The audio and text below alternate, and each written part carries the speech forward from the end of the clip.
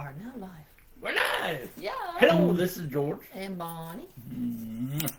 This is Adonai Sanctuary Truth Classroom.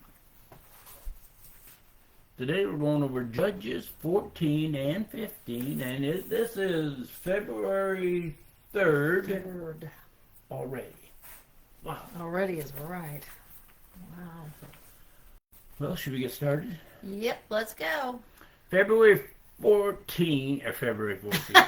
Judges 14. My sweetie's going to read 1 and 2. Samson went down to Timnah, and in Timnah he saw a woman who was one of the Philistines. He came up and told his father and mother, I saw a woman in Timnah, one of the Philistines. Now get her for me to be my wife. Did you ever really stop and think about that statement? To put it simple, Shimshon, or Samson, saw a Philistine woman and wanted her. Interesting. Read 3. His father and mother replied, Isn't there any woman from the daughters of your kinsmen, or among all my people? Must you go to the uncircumcised Philistines to find a wife? Samson said to his father, Get her for me. I like her. And we hear from a new contestant there. Hey, Ann, welcome back. She took a nosedive and tried to hurt herself, so we're happy she's back. Yay, good to Hello, see Ann. you. Okay. After reading the first 3 verses of Judges 14, we come to a little bit of a conclusion. Shimshon was a spoiled child. He kind of sounds like, if you ever saw that show, that rich girl whose father had owned his own factory in the movie Willy Wonka and the Chocolate Factory, doesn't it? He says to his parents, I want her now. Here, Shimshon or Samson's parents ask, Isn't there anyone, someone of the Hebrews that catches your eye? Then Shimshon says, I like her. Yet, well, to me that sounds like he was kind of spoiled. Read 4, please.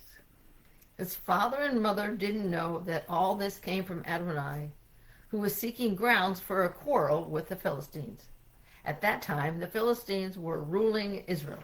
14:4 says, all that whining came from Adonai, so he would have a quarrel with their enemies. That doesn't make sense. That's what it says, though. But that's what it says. But what about, well, let's go to Deuteronomy 7, verses 2 and 3. Read that, huh? When he does this, when Adonai your God hands them over ahead of you, and you defeat them, you are to destroy them completely. Do not make any covenant with them. Show them no mercy. Don't intermarry with them. Don't give your daughter to his son, and don't take his daughter for your son. Therefore, marrying a Philistine would actually be a disgrace to the family. Well, it sounds And like unlawful according to our reading in Deuteronomy, wouldn't you say? what it sounds like. Shimshon, or Samson, grew up in Zorach, about 10 miles west of Jerusalem. Go another 10 miles west, and you have Timnah, where Shimshon saw the woman he wanted for a wife. Now, there's some interesting tidbits that come along here. My sweetie's going to read 5 and 6. Samson went down to his father and mother in Timnah. When they came to the vineyards of Timnah, a young lion roared at him. The spirit of Adonai came powerfully upon Samson, and barehanded he tore the lion to pieces, as easily as if it had been a young goat. But he didn't tell his father or mother what he had done. Didn't tell his parents about the young lion, where he was given divine power, you might say. Then Shimshon did something, it seemed like it must have been totally out of character. Well, you got to concentrate on these because these are kind of simple but interesting. Read 7, please. Then he went down and talked to the woman and found he still liked her. He told his parents he wanted to marry her, want her for a wife, and then it says he talked to that Philistine woman and he still liked her. He went and talked to the Philistine woman? He hadn't even talked to her when he told his father and mother he wanted her for a wife. That was kind of interesting. When you first read 14:8, you may think, what the big deal? Well, read 8, please. A while later, as he was returning to claim his bride, he turned aside and looked at the carcass of the lion and saw that there is now a swarm of bees in the body of the lion and honey. I like the way it is. The deal had been made, and Shimshon was returning to get his bride. The deal had been made. Interesting. Like buying a horse. He saw bees had made a honeycomb in that carcass of that lion, and he was hungry. Read 9, please. He scraped the honey out into his hands and went on, eating as he went. And when he came to his father and mother, he gave them some, and they ate too. But he didn't tell them that he had scraped the honey out of the body of the lion. Now, I'm not that high on bees, but he didn't tell his parents that the honey had come from they were eating came from the belly of a lion, but I don't know if bees usually make their nests in honeycombs and bellies of lions. And dead animals? I don't know. In bellies of dead animals. I don't know. Maybe they do. George, you ever heard of it? Trees and boxes. Okay. Yeah, never heard of that. Read 10 and 11, please. His father went down to the woman, and there Samson gave a banquet. This is what the young men used to do. When the Philistines saw him, they provided 30 companions to be with him. 30 companions. 30 companions. That was interesting when I first studied that. 30 companions. We haven't found out the significant reason for those 30. Did the Philistines think those 30 was enough to keep him in line at the banquet? That seems to be one of those things that maybe we'll find out the answer later. Who knows? Not me. Then Shimshon, or Samson, gave them something to figure out. Read 12 and 13, please. Samson said to them, "Let me present you with a riddle. If you can solve it within 7 days of the banquet and tell me the solution, I will give you 30 linen shirts and 30 changes of good clothes. But if you can't solve it, you give me 30 linen shirts and 30 changes of good clothes." They answered, "Tell us a riddle. We want to hear it." Tell us a riddle. Were they really thinking, we can outwit this big oaf? Go ahead and tell us your riddle. Read 14, please.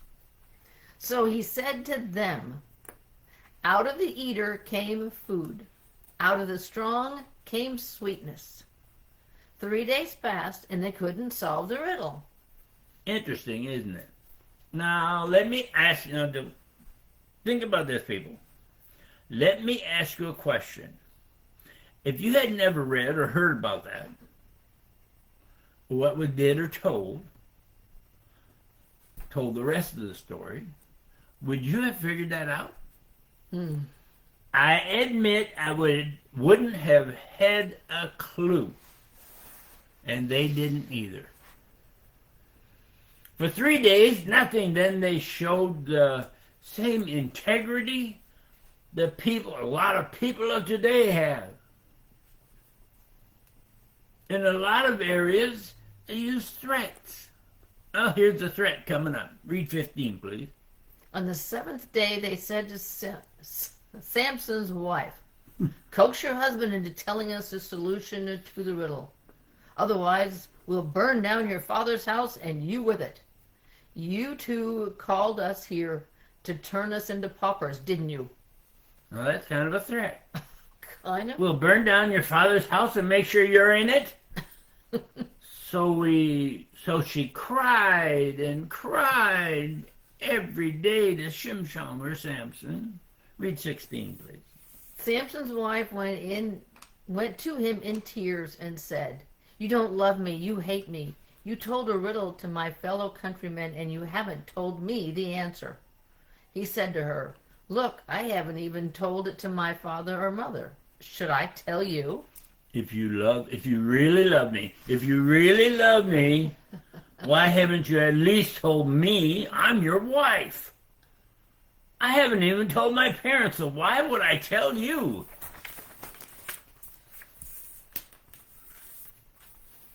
Now read 17, please. But she had been crying throughout the 7 days of the banquet. So on the seventh day, because she kept pressing him, he told her the solution, and she passed it on to her people. Now I want you people to think of something. Here's this young lady. She was really scared. And you might say she was so scared of those Philistine people, she cried all the time, so on the seventh day, he told her. What harm could it do now? It's the last day.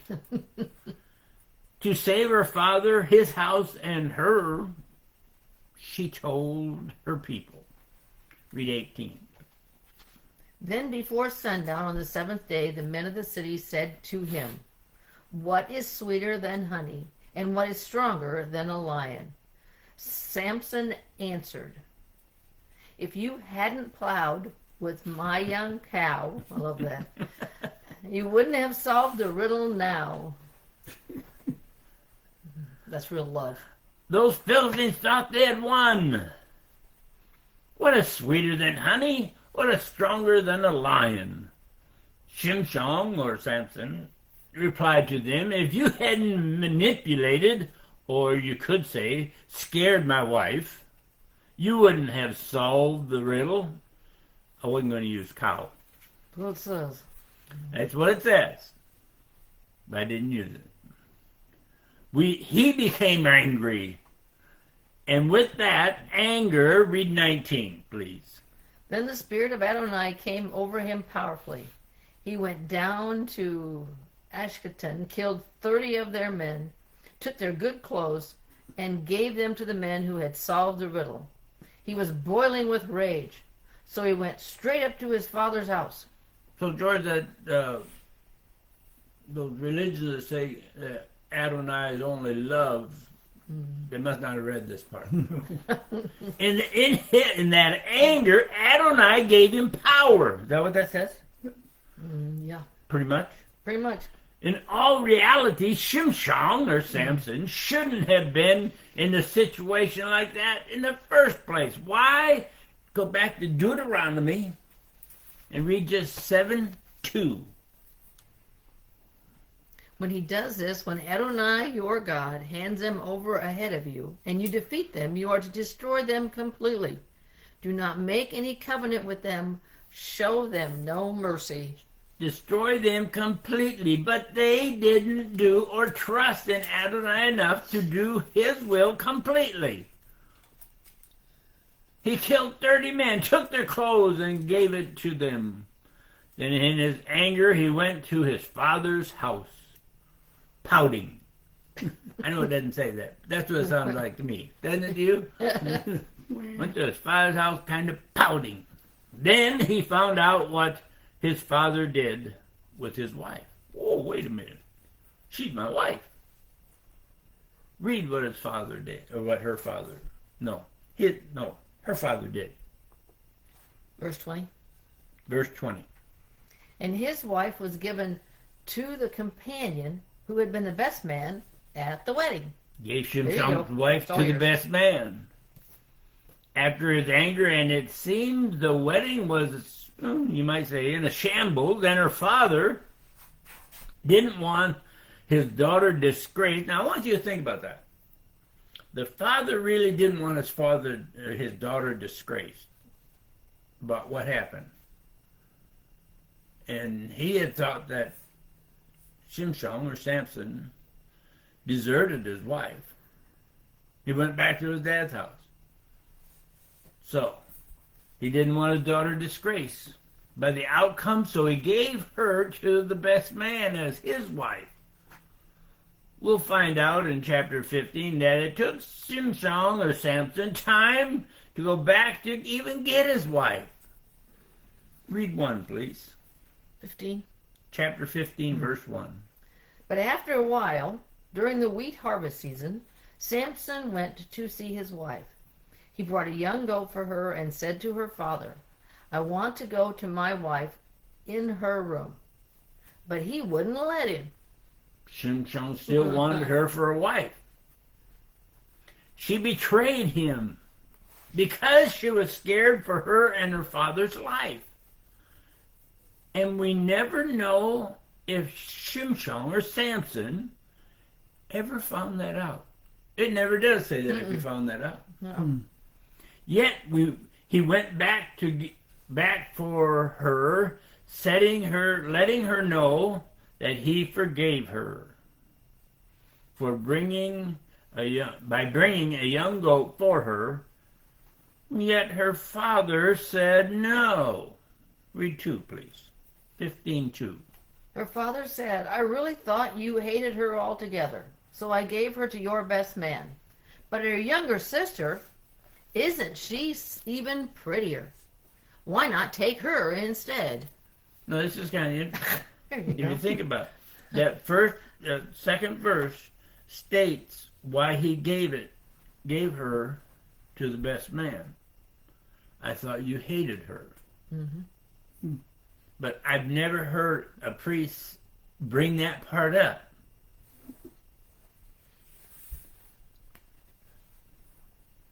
Verse 1 states, sometime later he shows up. Now wait a minute, that tells you not something else. He stayed away for quite a while. Sometime later, Mm-hmm. he shows up, and her father says, I was sure you hated her. So as not to disgrace my daughter, I had to do something, so I let your best man have her for a wife. Think about this, people. She did something because she was scared. She was scared for her life, her father's life, and the house. Samson left, and her father tried to save his daughter's reputation. So did he do it for spite because Samson, or against Samson, or to save grace for his daughter? If her father really hated him, why would he say to him, her younger sister is even prettier. Take her. She's more attractive. I've never really heard a priest really bring that part out. I know they might have skimmed over it 90 miles an hour, so you didn't really catch on to that. But it doesn't, by what that says, none of this was done out of spite or anger. It was done out of trying to make sure his daughter didn't get disgraced. And he even gave the prettier daughter to Samson if he really wanted her. I have a whole different outlook on this than what I've ever heard preached. Mm-hmm. But it doesn't seem to set that well with Shimshon. Read 3, please. Samson said to them, this time I'm through with the Philistines. I'm going to do something terrible to them. I'm through with those Philistines. Something terrible is going to happen. The one then one of the things priests like to state in their messages happens. This is about the only thing I remember that being preached. And again, in his anger, read 4 and 5, please. So Samson went and caught 300 foxes. Then he took torches, tied pairs of foxes to each other by their tails, and put the torch in the knot of each pair of tails. Then he set the torches on fire and let the foxes loose in the wheat fields of the Philistines. In this way he burned up the harvested wheat along with the grain waiting to be harvested, and the olive orchards as well. That would not angry foxes. That would not be an easy task. No, Let alone catching 300 foxes, then tying their tails together. And lighting 150 torches, sticking it in their knots in their tails, and then let them run loose in the wheat fields. I don't think that was an easy task. I don't know anybody can grab 2 foxes and make them behave enough to tie their tails together. I say very unhappy, but it said foxes. Loose in their dry wheat fields, even the olive groves and orchards were burned or destroyed by fire. It just didn't hit the wheat fields. Imagine what 300 foxes could do.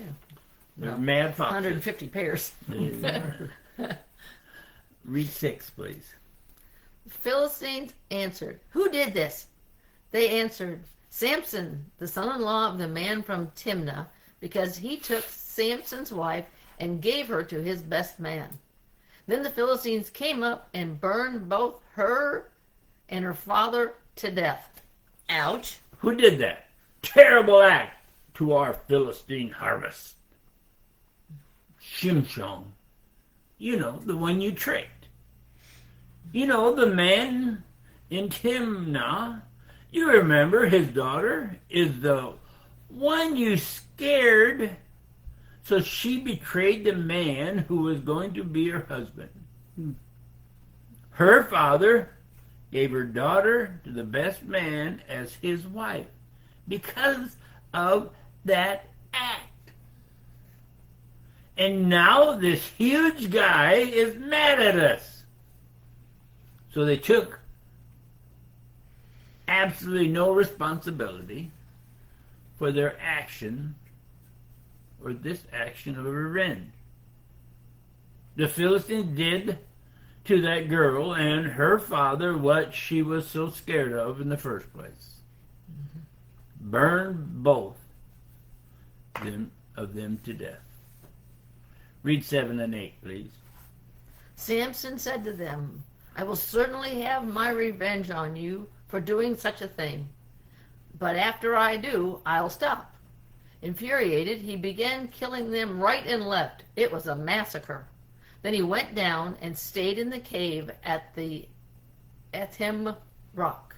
I'll get my revenge on you people, and not just those wheat fields until I decide to stop. He slaughtered many Philistines. It was a massacre. And when he decided to stop, only then did he stop. Nobody stopped him. Then he went to a cave at Etam rock. Now it was the Philistines' turn to avenge Samson or Samson's anger. Only the Philistines didn't go after Shimshon. I wonder why. Maybe he's too big. Read 9 and 10, please. 15, 9, and 10. The Philistines went up, pitched camp in Judah, and attacked Lachish. The men of Judah said, "Why are you attacking us?" They replied, "To arrest Samson. That's why. To treat him the way he treated us." No, they attacked Lachish, or Leah. And the men of Judah asked, "Why us? To take Shimshon prisoner? You're attacking Leah?" Read 11, please. Then 3,000 men from Judah went down to the cave at the Etam rock and said to Samson, "Don't you know that the Philistines are our rulers? What are you doing to us?" He answered, "I've only treated them the way they treated me." Okay, now, if you really stop and think about what she just read, if they'd have done what Deuteronomy said in the first place, there wouldn't have been this problem, right? Mm-hmm. So the Hebrews got together 3,000 men and went to Shimshon, or Samson, at the cave. Then asked him, "Don't you know there are rulers? Now look what you've done to all of us Hebrews because of your action." Shimshon, or Samson, said, "I treated them the way they treated me." I don't think he was too happy. Read 12, please. They said to him, "We've come down to arrest you and hand you over to the Philistines." Samson replied, "Swear to me that you won't fall on me yourselves." Swear to me you won't try to kill me yourself. So in 13, they say, "Okay." Read 13, please. They said to him, "No, but we will tie you up and hand you over to them. However, we promise not to kill you." So they tied him up with 2 new ropes and brought him up from the rock. Those 3,000 men did what they said they would do. Tied with 2 new ropes and brought Shimshon, or Samson, to the Philistine. Read 14, please. When he got to Lechi, the Philistines came running and shouting at him. But the spirit of Adonai came on him powerfully. The ropes on his arms became as weak as burnt flax and fell from his arms. Did they think they were going to scare Samson? Apparently. They had Shimshon bound and they started shouting, running towards their enemy, and the rope fell off of him. Then another thing that priests like to hit real hard happened. You hear about that? I bet this is one of the only things you hear about. Read 15, what he did. He found a fresh donkey jawbone, took it in his hand, and with it he struck down 1,000 men. With the jawbone of a donkey, or he killed 1,000 men, then stated, we'll read 16. Samson said, "With this jawbone of a donkey I left heaps piled on heaps. With the jawbone of a donkey I killed 1,000 men." Samson stated what he did after the spirit of Adonai gave him his power. What would be the great name for that place? Read 17, please. After he finished speaking, he threw the jawbone away, and the place came to be called, I'm going to read in English, Jawbone Heights. Ramat Lecha. Jawbone Or Heights. Jawbone Hill, maybe even Jawbone Heights, depending on what verse you really want to Like a read, housing edition. or what verse you study. Samson, was exhausted and asked, read 18 and 19. He only killed 1,000 men. Then he felt very thirsty. So he called on Adonai, saying, "You accomplished this great rescue through your servant. But am I now to die from thirst and fall into the hands of the uncircumcised?" Then God made a gash in the crater at Lechi, and water came out. When he had drunk, his spirit came back, and he revived. And this is why the place is called, and we'll read it in English too, the spring of him who called. And it is there in Lechi until now. I need water, or I may become weak enough to fall into the hands of those uncircumcised. Adonai gave him the spring. Read 20, please. He judged Israel in the period of the Philistines for 20 years. For 20 years he judged Israel. It states in that time period of the Philistines. Now that's really telling us that Shimson or Samson was appointed judge over Israel because of that victory? And because he's God's chosen? Sure sounds like that to us.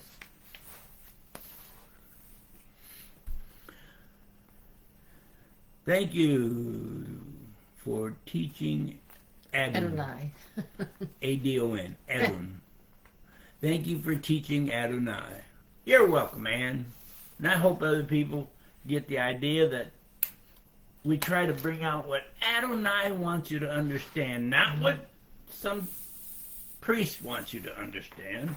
Not because of what we enjoy being, you might say, contradicting to what the priests say, but we're doing stuff that tell you that you've got to study when you hear stuff from a priest. No matter what your denomination, church, religion, or anything else. And there's very few people that really enjoy that. They'd rather go along with the flow and just die in their own sin, you might say. That's an interesting statement. Off the top of my head. Nothing stays up there. But it's true.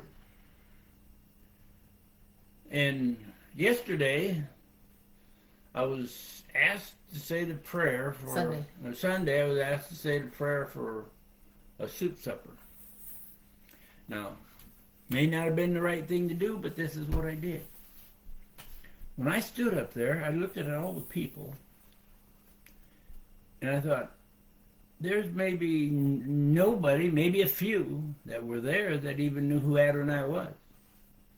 And maybe a few who knew who Yeshua was. So I told them, so instead of confusing you and insulting you, or me using the words you guys like and insulting me, you just say the prayer yourself. I'll say, Heavenly Father, and when I feel like it, I'll say amen for the end of the prayer. Because I can't see me praying for the food, for the people who are ignoring the truth. Maybe it was wrong. I just couldn't do it. I hope you people have a safe week, a good week. Stay warm, because every place is chilly. Except out in the West Coast. But I tell you what, Adonai is fantastic and you should study more. He'll give you the answers if you divorce yourself from the brainwashing of your denominational philosophy or church doctrine. It is the most important thing you'll ever do. Have a good week. Bye.